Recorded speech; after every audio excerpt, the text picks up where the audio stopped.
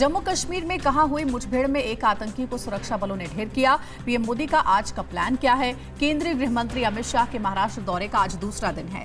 बेंगलुरु में शिवाजी मूर्ति अपमान मामले में कितने लोग गिरफ्तार हुए और धर्मांतरण के खिलाफ वीएचपी कल से कौन सा अभियान चलाएगी? देश की सभी अहम खबरों को जानते हैं टॉप 9 राष्ट्र की बात में।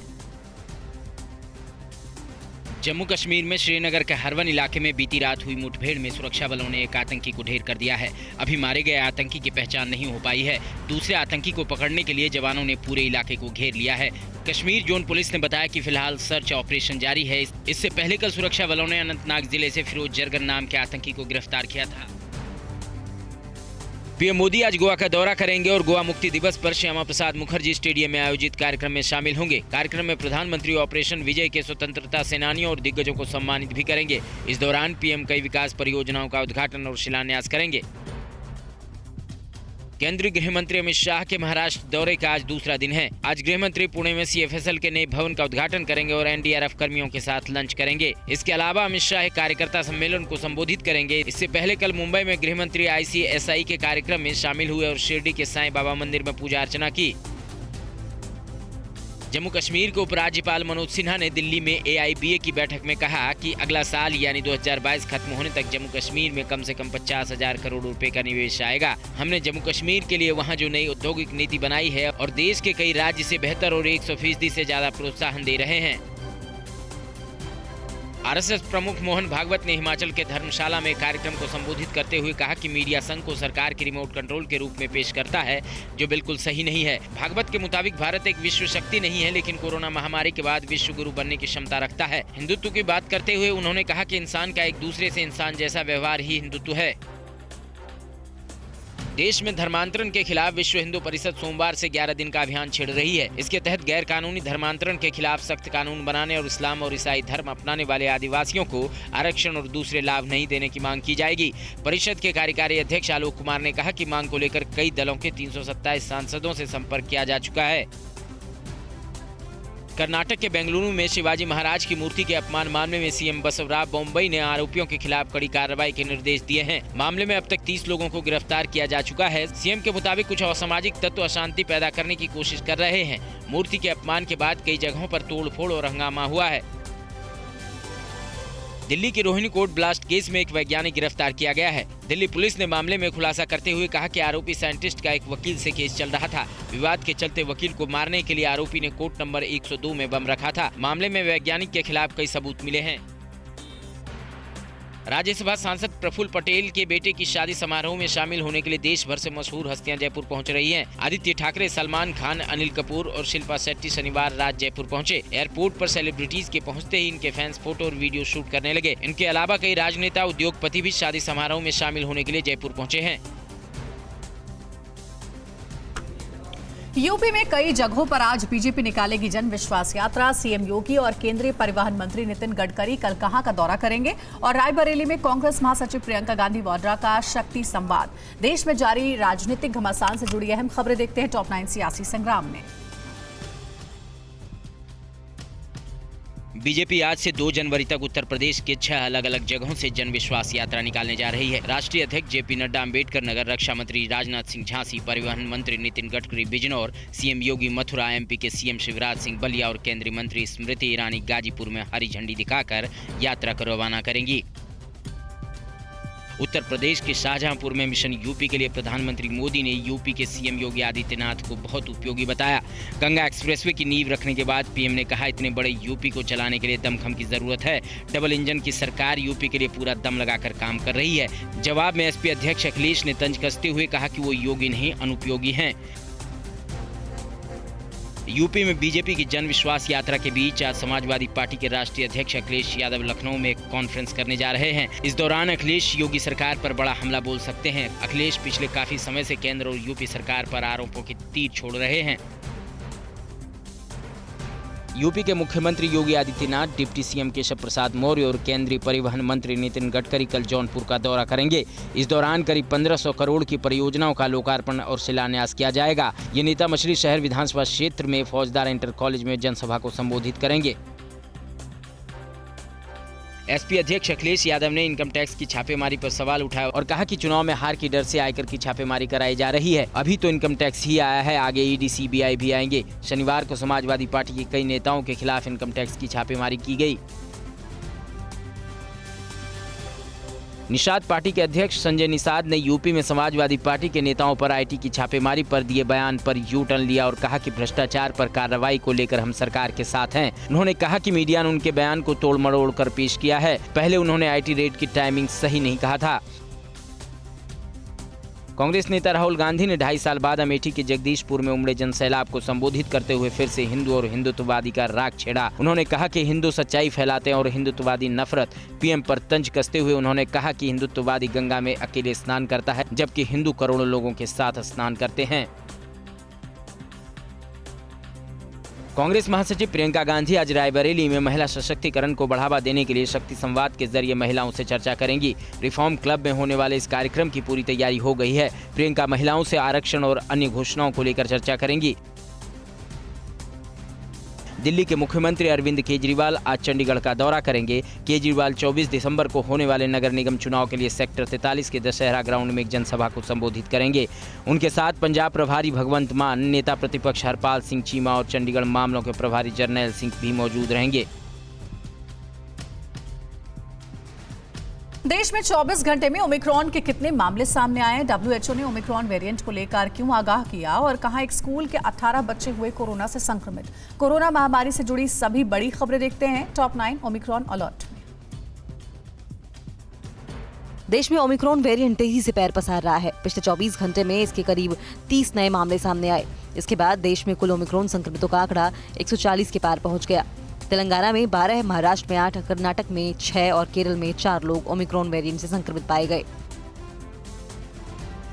ओमिक्रॉन वेरिएंट को लेकर विश्व स्वास्थ्य संगठन ने कहा है कि कम्युनिटी स्प्रेड वाले इलाकों में 1.5 से 3 दिनों में ओमिक्रॉन संक्रमितों की संख्या दोगुनी हो रही है, जिसे हमें गंभीरता से लेना चाहिए। ओमिक्रॉन तेजी से बढ़कर अब तक करीब 90 से ज्यादा देशों में फैल चुका है। देश के दक्षिणी राज्य कोरोना के ओमिक्रॉन वेरिएंट से सबसे ज्यादा प्रभावित है। तेलंगाना में एक दिन में ओमिक्रॉन के 12 नए केस सामने आए। ये सभी लोग विदेशों से यात्रा करके हैदराबाद पहुंचे थे। नए मामले आने से तेलंगाना में ओमिक्रॉन के केस दोगुनों से भी बढ़कर 20 हो गए हैं। महाराष्ट्र में देश में ओमिक्रॉन वेरिएंट के सबसे ज्यादा मामले सामने आए हैं। पिछले 24 घंटे में महाराष्ट्र से ओमिक्रॉन के 8 नए मामले सामने आए, जिसमें से 4 केस मुंबई से सामने आए हैं। इसके बाद महाराष्ट्र में ओमिक्रॉन वेरिएंट के अब तक कुल 48 केस मिल चुके हैं। दिल्ली सरकार ने कोरोना के नए ओमिक्रॉन वेरिएंट को लेकर तैयारियां तेज कर दी हैं। दिल्ली सरकार ने 4 बड़े प्राइवेट अस्पतालों को ओमिक्रॉन का डेडिकेटेड सेंटर बना दिया। गंगाराम अस्पताल, मैक्स साकेत, फोर्टिस वसंत कुंज और तुगलकाबाद के बत्रा अस्पताल में अब ओमिक्रॉन संक्रमितों का इलाज हो सकेगा।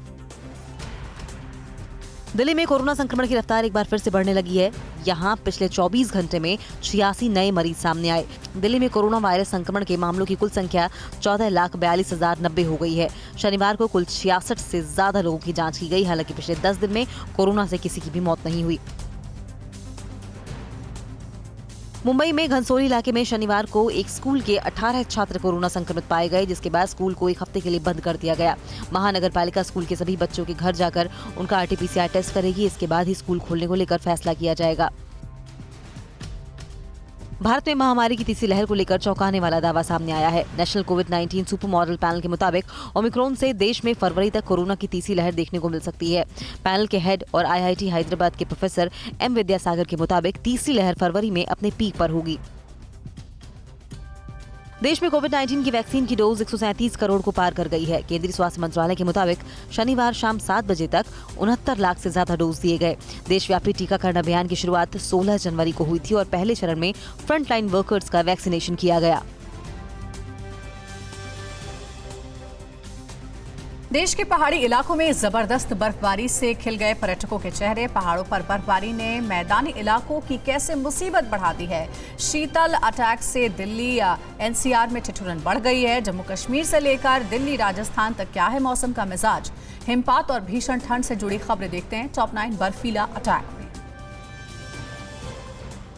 जम्मू कश्मीर के कई इलाकों में हो रही भारी बर्फबारी ने उसकी सुंदरता में 4 चांद लगा दिया है। ये तस्वीरें अनंतनाग के पहलगाम की हैं, जहां जहां तक नजरें जा रही हैं, बर्फ की सफेद चादर ही बिछी दिखाई दे रही है। यहां जारी बर्फबारी ने आने वाले सैलानियों को खुश कर दिया है। देश के खूबसूरत हिल स्टेशनों में से एक जम्मू और कश्मीर का गुलमर्ग है। यहाँ की तस्वीरों को देखकर मन यहीं का होकर रह जाता है। चारों तरफ बर्फ के ही पहाड़ दिखाई दे रहे हैं। मैदानों पर भी बर्फ की चादर बिछी है। गुलमर्ग में पारा 0 से 8 डिग्री तक नीचे चला गया है। यहाँ आने वाले पर्यटक इस मौसम का जमकर लुत्फ उठा रहे हैं। ये तस्वीरें जम्मू कश्मीर के श्रीनगर की हैं, जहां पहाड़ों से गिरने वाले पानी ने बर्फ की मोटी चादर ओढ़ ली है। ताज़ा बर्फबारी से पारा इस कदर लुढ़क चुका है कि प्राकृतिक झरने भी जमने लगे हैं। रात में पारा 0 से 3 डिग्री नीचे चला जाता है। ऐसी सूरत में डल झील के कुछ हिस्सों में पानी जमने लगा है। श्रीनगर में सर्दी रिकॉर्ड तोड़ रही है। कल पारा -6 डिग्री तक पहुंच गया, जो श्रीनगर में मौसम का अब तक का सबसे ठंडा दिन था। इस बीच डल झील की सुंदरता भी बढ़ गई है और यहाँ आने वाले सैलानियों की संख्या में इजाफा हुआ है। इस समय हम डल झील के पास मौजूद है और यहाँ पर पर्यटक जो है वो लगातार श्रीनगर का रुख कर रहे हैं। डल झील की हसीन नज़ारे यहाँ पर देख रहे हैं, लेकिन जो तापमान है वो माइनस में गिरता चला जा रहा है। हिमाचल प्रदेश के मनाली और लाहौल स्पीति में हो रही बर्फबारी ने पर्यटकों का जश्न दुगुना कर दिया है। इस समय यहाँ देश भर से पर्यटक पहुँच रहे हैं और क्रिसमस न्यू ईयर के मौके पर छुट्टियों का भरपूर मजा ले रहे हैं। लोग रात में भी सड़कों पर बर्फबारी के बीच जमकर झूम रहे हैं और मौसम का लुत्फ उठा रहे हैं। राजस्थान में भी सर्दी का सितम शुरू हो गया है। कई इलाकों में तापमान माइनस में चला गया है। सीकर के फतेहपुर शेखावटी में कल सर्दी के सीजन का सबसे ठंडा दिन रहा। यहाँ तापमान -3.8 तक पहुँच गया। पेड़ पौधों पर गिरी ओस की बूंदें जम गयीं। खेतों में फसलों और बाढ़ पर बर्फ की सफेद चादर दिखाई देने लगी है। पहाड़ी इलाकों में बर्फबारी की वजह से मैदानी इलाकों में भी ठंड बढ़ने लगी है। दिल्ली और यूपी समेत उत्तर भारत के कई राज्यों में तेज हवाओं से ठिठुरन बढ़ी है। मौसम विभाग के मुताबिक आने वाले दिनों में ठंड और सितम ढाएगी। इस बीच पश्चिमी यूपी में कई जिलों में बूंदाबांदी के भी आसार हैं। राजधानी दिल्ली सहित पूरे एनसीआर में ठंड अब शबाब पर है। रातें तो और भी ज्यादा ठंडी होने लगी हैं। लोग सर्दी से बचने के लिए अलाव का सहारा लेने लगे हैं। इस सीजन में दिल्ली का न्यूनतम तापमान 5 डिग्री सेल्सियस तक दर्ज किया जा चुका है। मौसम विभाग का अनुमान है कि आज पारा इससे भी नीचे पहुंच सकता है। दिल्ली में ठंड बढ़ने से बेघरों की मुश्किल भी बढ़ गई है। गर्मियों में खुले आसमान के नीचे रात काटने वाले लोग कड़कड़ाती ठंड में रैन बसेरों का रुख कर रहे हैं। ये तस्वीरें दिल्ली के यमुना बाजार और कश्मीरी गेट इलाके में बने रैन बसेरों की है, जहां बड़ी संख्या में लोग पहुंच रहे हैं। लेकिन कोरोना काल में सोशल डिस्टेंसिंग के चलते यहां काफी कम लोगों को ही जगह मिल पा रही है। आगे बढ़ेंगे। बिहार की राजधानी पटना में हुई गैंग वॉर ने कितने लोगों की जान ले ली। जम्मू कश्मीर में नई पहल से चेहरे खिले। सही भाव न मिलने से नाराज किसान ने कहां पर जलाई फसल। राज्यों से जुड़ी अहम खबरें देखते हैं टॉप 9 राज्य विशेष में। बिहार की राजधानी पटना कल देर शाम गोलियों की तड़तड़ाहट से गूंज उठी। पटना सिटी के बाईपास थाना क्षेत्र में बाइक सवार बदमाशों ने एक कार को घेर लिया और ताबड़तोड़ फायरिंग करके भाग निकले। इस गोलीबारी में कार सवार अभिषेक वर्मा और सुनील गुप्ता की मौत हो गई। जमीन कारोबारी अभिषेक वर्मा हत्या के केस में जेल जा चुका था। काशी, हरिद्वार और चित्रकूट की तर्ज पर जम्मू कश्मीर के उधमपुर में देविका नदी के घाट पर भी संध्या आरती की शुरुआत की गई है। इस भव्य आरती के वक्त देविका घाट मंत्रोच्चार और घंटियों की आवाज से गूंज उठा। केंद्रीय राज्य मंत्री जितेंद्र सिंह यहाँ मुख्य अतिथि के तौर पर मौजूद रहे और उन्होंने भी देविका घाट पर आरती की। यूपी के मुख्यमंत्री योगी आदित्यनाथ ने प्रयागराज में होने जा रहे 2022 माघ मेले की तैयारियों का जायजा लिया और मेले की व्यवस्थाओं को सुनिश्चित करने के लिए अधिकारियों के साथ समीक्षा बैठक की। सीएम ने माघ मेले की व्यवस्था कुंभ मेले की तर्ज पर कराए जाने का निर्देश दिया। बैठक से पहले मुख्यमंत्री ने संगम जाकर मां गंगा की पूजा और आरती की।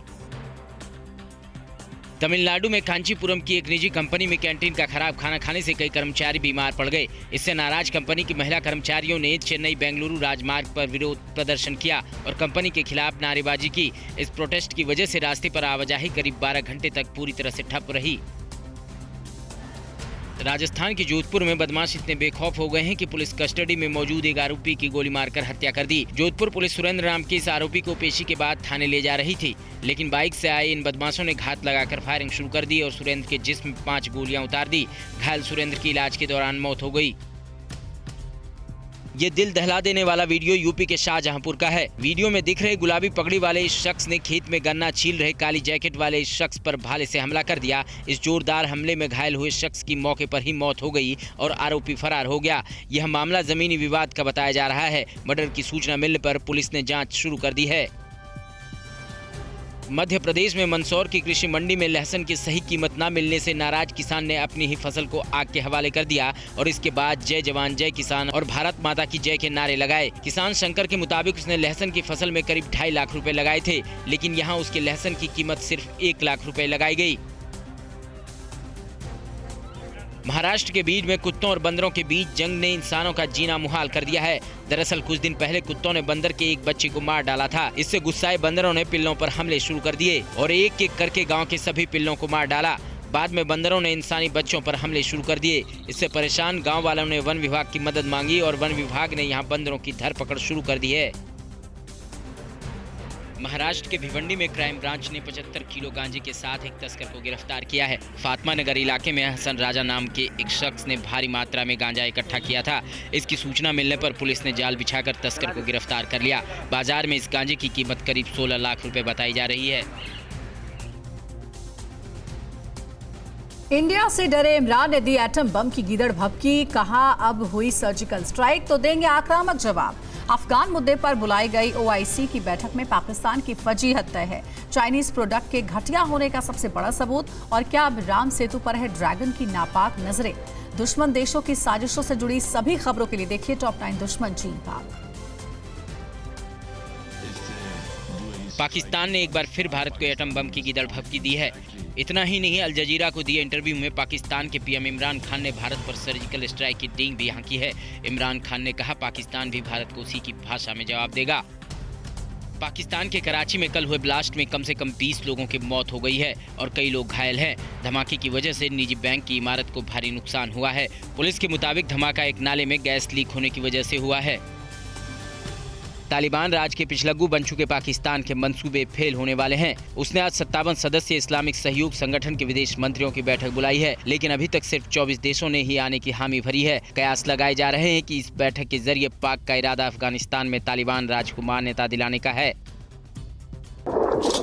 बलूचिस्तान में पाकिस्तान आर्मी कई चौकियों को बलूचिस्तान लिबरेशन फ्रंट ने तहस-नहस कर दिया। पीएलएफ के इस हमले में 5 पाकिस्तानी सैनिकों की मौत हुई है। बलूचिस्तान लिबरेशन फ्रंट के घातक हमले से पाकिस्तान आर्मी में खलबली मच गई है।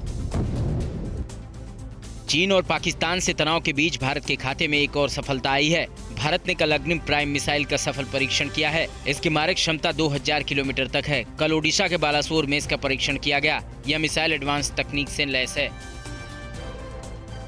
अंधाधुंध निर्माण में जुटे चीन को अपने नागरिकों की जिंदगी की भी कोई परवाह नहीं है। घटिया निर्माण के चलते कल पूर्वी चीन में एक एक्सप्रेसवे ढह गया, जिससे 3 लोगों की मौत हो गई। हादसे में फंसे 7 लोगों को किसी तरह सुरक्षित बचा लिया गया। श्रीलंका में राम सेतु पर चीनी राजदूत और सुरक्षा अधिकारियों की एंट्री से सवाल उठ रहे हैं। राम सेतु मन्नार की खाड़ी को पाकिस्तान स्टेट से अलग करता है। हाई सिक्योरिटी के साथ चीनी राजदूत की मौजूदगी चिंता बढ़ाने वाली है।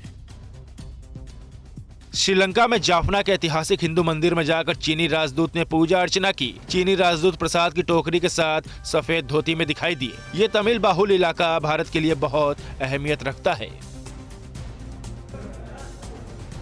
भारत फ्रांस की यारी चीन पाकिस्तान पर क्यों पड़ेगी भारी। बातचीत के प्रस्ताव के बाद अमेरिका को रूस ने क्यों दी धमकी और एर्दोआन को क्यों है अफ्रीकी देशों से आस। दुनिया भर की अहम खबरें देखिए टॉप 9 ग्लोबल न्यूज।